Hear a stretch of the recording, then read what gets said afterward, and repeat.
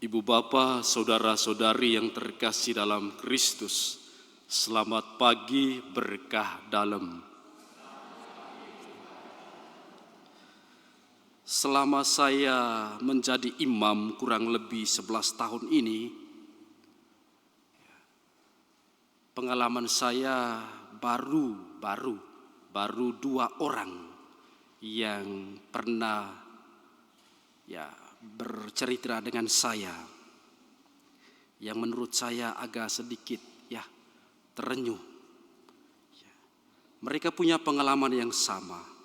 Salah satu dari mereka seorang anak muda, dan yang lainnya itu seorang ibu rumah tangga. Punya pengalaman yang sama.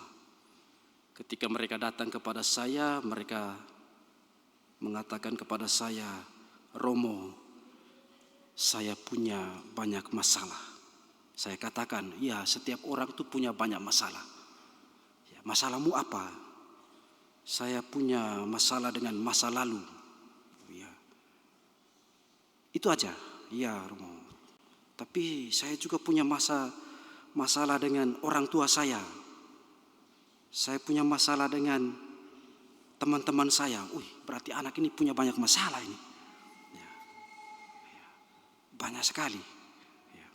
Begitupun dengan seorang ibu rumah tangga mengatakan hal yang sama. Kemudian dari ungkapan begitu banyak masalah yang dia hadapi, dari mereka berdua ini hadapi, saya bertanya, "Terus apa harapanmu? Dengan masalah-masalah ini apa harapanmu?" Dua-duanya mengatakan hal yang sama.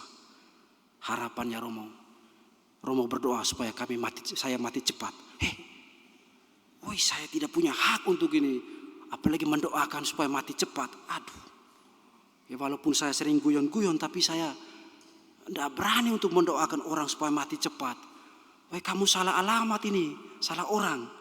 Kalau kamu mau minta mati cepat, ke dukun saja, jangan ke saya.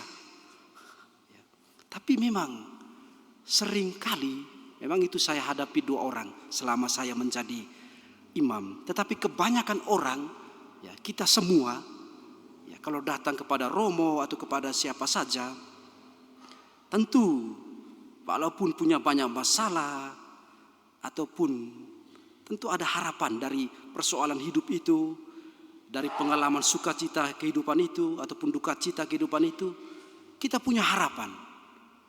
Maka seringkali orang mengatakan, "Romo, tolong doakan semoga usaha saya berhasil. Tolong doakan supaya semoga saya mendapatkan jodoh yang baik." Itu kan harapan-harapan. Atau ketika saya tadi mau masuk ke dalam panti imam ini, saya bertanya kepada para misdinar ini, "Apa harapanmu untuk dirimu sendiri?" Ya, semoga saya bisa naik kelas. Ya, memang ini setelah saya ujian sih. Ada yang masih ujian. Semoga saya naik kelas. Ya, semoga saya bisa mendapat pencerahan. Ya, mau masuk kuliah di mana? Ya, ambil jurusan apa? Ya. Kemudian saya bertanya lagi. Kemudian harapan untuk orang tuamu apa? Ya, semoga orang tua saya tuh sehat, diberi rezeki, umur panjang. Ya, itu doa anak-anak. Kemudian untuk dunia ini apa harapanmu? Semoga, ini yang menarik, semoga dunia ini menjadi tempat yang damai. Dan itu harapan kita semua sih. Ya, saya yakin bahwa apa yang mereka harapkan itu menjadi harapan kita sih. Bahwa setiap kita punya harapan. Dan seringkali ungkapan harapan kita itu kita satukan dalam doa kita. Maka tadi itu ketika orang meminta, "Romo, mohon doakan semoga saya berhasil dalam ini." Ya, itu kan disatukan dalam doa. Maka menarik bahwa dalam Injil hari ini Yesus juga punya harapan. Ya, maka Injil Yohanes dalam bab 17 itu panjang, ayat 1 sampai 26. Yang kita baca, yang saya bacakan tadi, yang kita dengar itu ayat 20 sampai 26. Yang sebagiannya yang di awalnya itu ayat 1 sampai 8, ya ayat 1 sampai 8, ya ayat 1 sampai 8, Yesus mendoakan persatuan dirinya dengan Bapanya. Sedangkan ayat 9 sampai dengan 19, Yesus mendoakan para muridnya, para rasulnya, supaya bersatu. Demikian pun dalam ayat 20 sampai 26, Yesus mendoakan bagi kita semua orang-orang yang mendengar pemberitaan para murid dan percaya. Ya kita semua ini. Dan Yesus punya harapan supaya kita bersatu dengan Dia, bersatu dengan Bapanya. Maka harapan Yesus itu disatukan di dalam doanya kepada Bapanya. Maka Bapak Ibu saudara-saudariku yang dikasihi Tuhan, doa itu menjadi sarana komunikasi kita dengan Allah. Ya, sarana komunikasi yang paling utama sebagai orang beriman.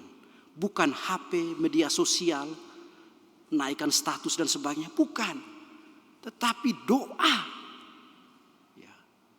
Tapi seringkali ini kita nih, kebanyakan dari kita nih lebih cenderung naikkan ke status.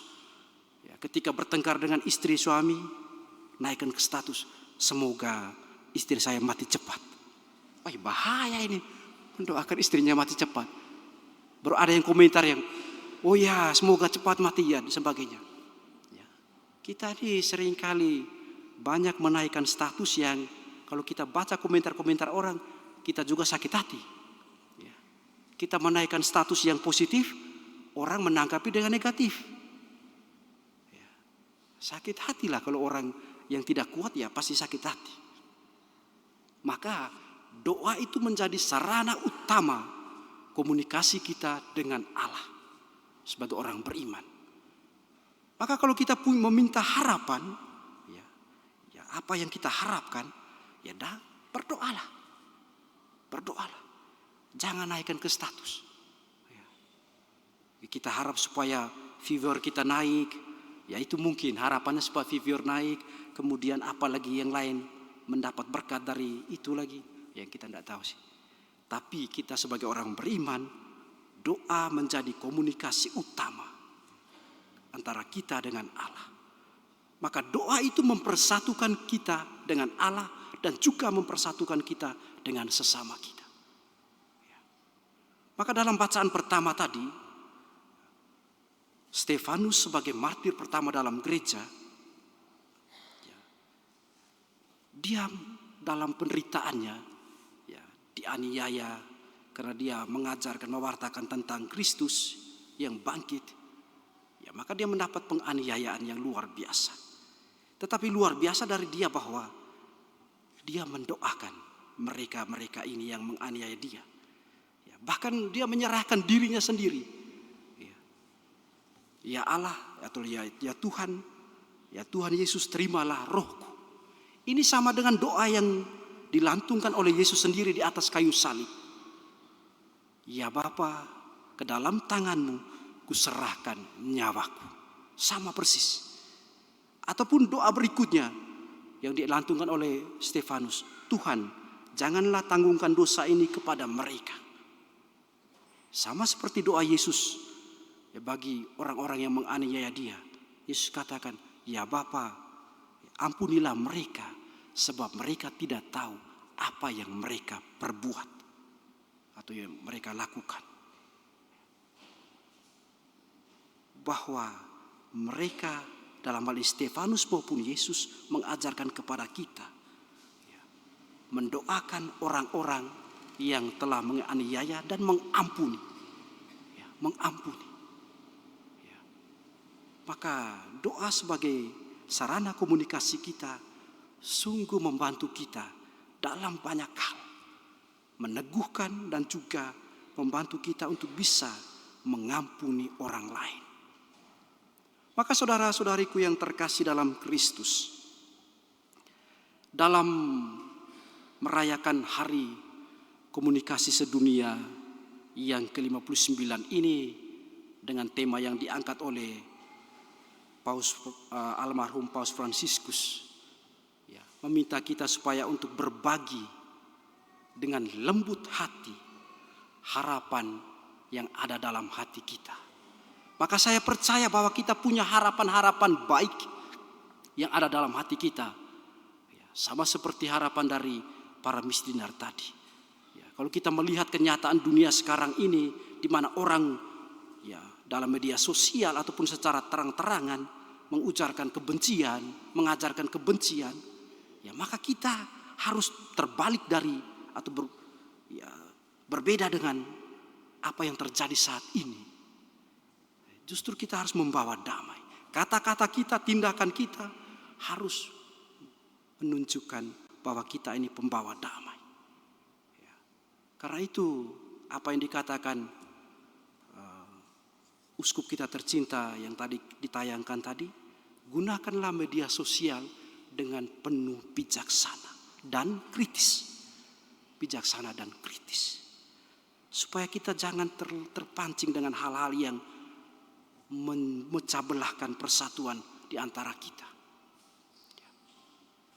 Karena itu semoga kita juga saling mendoakan supaya kita tetap bersatu sebagai satu gereja Katolik, supaya kita bersatu sebagai suatu bangsa, dan dunia ini dipenuhi dengan kedamaian. Maka kita sendiri harus sungguh-sungguh membawa damai. Masing-masing kita diminta untuk membawa damai. Maka kita selalu menyatukan segala sesuatu dalam doa-doa kita. Maka berdoalah selalu. Ya, jangan merasa jemu, merasa jenuh, merasa bosan dengan doa. Tetapi berdoalah selalu untuk dirimu sendiri, untuk keluarga Anda, dan untuk bangsa kita, untuk dunia ini. Tuhan memberkati.